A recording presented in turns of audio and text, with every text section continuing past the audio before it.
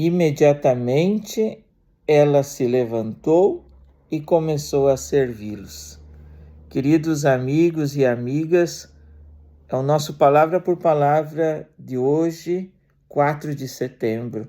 Seguindo a liturgia que a Igreja nos apresenta, meditamos e rezamos, deixamos que a Palavra de Deus ilumine a nossa vida, a Palavra de Deus que está no Evangelho de Lucas, capítulo 4, versículos 38 a 44. Seja muito bem-vindo, muito bem-vinda para rezarmos esta palavra e deixarmos que ela seja de fato aquela chama que vai aquecendo os nossos corações. Depois, se você puder, com a sua Bíblia, você releia o capítulo 4, versículos 38 a 44 do Evangelho de Lucas, e também deixe que essa palavra habite o seu coração. Esse episódio acontece, pois é a continuidade do que nós ouvimos ontem, e Jesus sai, então, da sinagoga, lá onde ele havia liberto aquele homem possuído por todo aquele sistema da pureza e da impureza, e chega na casa de Pedro. Lá está a sogra de Pedro doente, com febre, e a febre no tempo de Jesus era tido como efeito do pecado, não como uma infecção ou como alguma realidade que o corpo estava se manifestando, mas mesmo assim, Jesus, que é o Senhor da vida, ele se inclina. Esse gesto é muito bonito. Ele se inclina sobre a sogra de Pedro e a febre vai embora. Veja que eles pedem a Jesus. Quem estava lá na casa pede a Jesus para que mande embora. Ele ameaça. É a mesma palavra usada lá na realidade da sinagoga. Não é um ameaçar de horror, de terror, de medo, mas é a palavra libertadora de Jesus. Ele, com o seu gesto, com a sua misericórdia, com sua compaixão, faz com que as pessoas retornem à vida, recuperem a vida, restaurem a vida.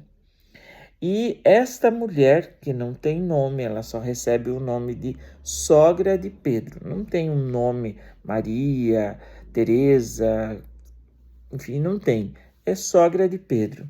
A tradição não nos relatou oficialmente. E essa mulher, ao invés de ficar impressionada e cair na onda do milagrismo, ela se coloca de pé. O texto diz que imediatamente ela se levanta, e esse é o verbo da ressurreição. Então, ela faz a experiência de vida nova. Ressurreição é isso, é uma vida nova que vai acontecendo, até que experimentamos a vida nova em plenitude no céu, junto de Deus, e começa a servi-los, é no plural. Ela se torna uma diaconisa. Ela aprende aquele mandamento do Senhor. Ela é modelo para as comunidades. A comunidade que vence o mal, a pessoa que vence o mal, a família que supera o mal, não pode senão ter um coração muito agradecido e colocar-se a serviço. Essa é a nossa vocação. Depois, lá adiante no Evangelho, Jesus vai lembrar que o Filho do Homem não veio para ser servido, mas para servir. Se somos imagem e semelhança de Deus, só poderíamos nos colocar a serviço. Servir aos irmãos, e de modo muito especial aos irmãos que mais precisam. Vejam que nessa função da comunidade, do grupo, da pequena unidade, célula que se reúne ao redor de Jesus, outros levam os doentes a Jesus. E ele toca, ele coloca a mão em cada um deles e os cura. É muito interessante, porque no tempo de Jesus, tocar num doente era tornar-se impuro. E Jesus não tem mais, porque ele sabe que ele, enviado do Pai, é a fonte da vida nova. e Jesus cura a cada um deles. Me chamou muito a atenção essa expressão de Lucas. Ele cura a cada um deles. Primeiro pedem, levam, apresentam, fazem uma intercessão pela sogra de Pedro e depois levam todos os doentes, porque Jesus é a fonte da vida nova. E o texto continua, porque quando Jesus, depois de ter feito essa tarefa tão bonita de devolver a vida em plenitude àqueles que estavam acometidos por doenças e até por demônios, no sentido de realidades que desfiguravam a vida humana, Jesus vai para um lugar deserto, vai para a experiência com o Pai, vai para a oração, vai para a intimidade. É sempre o segredo e o ensinamento para nós que seguimos Jesus. Depois de servir aos irmãos, depois de exercer o ministério de cura, depois de nos colocarmos à disposição para salvaguardar a vida, precisamos voltar para recarregar as baterias. Jesus recarregava as suas forças, Jesus conservava a intimidade com o Pai, justamente se colocando em lugares desertos, não fugindo, mas achando tempo para renovar as forças, para escutar a vontade do Senhor. E as multidões continuam procurando Jesus, mas ele diz: olha, eu devo anunciar a boa nova em outras cidades, porque é para isso que eu vim.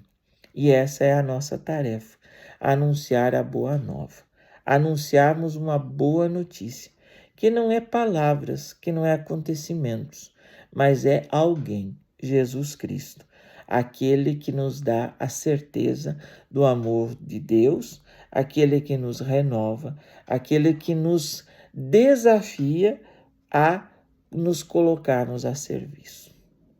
Portanto, queridos amigos e amigas, nós que já experimentamos esta libertação pelo nosso batismo, pela vivência da fé, somos convidados a amar e servir aos nossos irmãos.